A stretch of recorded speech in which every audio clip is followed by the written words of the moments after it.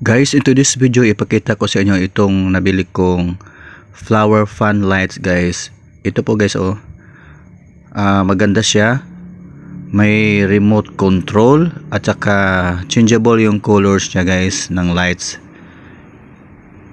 Ito guys ito po yung remote control niya. Ito po yung pinaka main bulb niya guys.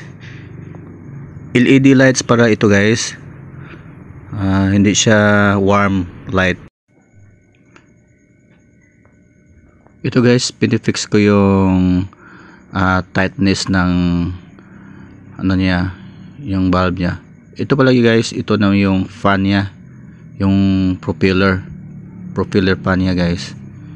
Simple lang guys, i-assemble, ikakabit ito, i-fix yung tips ng propeller doon sa hole ng circle na assembly lights guys. At ito, tapos na guys. Tapos na natin na-assemble itong propeller niya. O sinubukan nating i-rotate at gumagana siya. Ito guys, papalitan natin itong bulb na to. Automatic itong magmamatch guys. Yan. Okay. Testing na guys, on and off tayo. Yan guys, yan ang remote control natin ginagamit guys. Pwede bago yung color niya guys ng lights niya.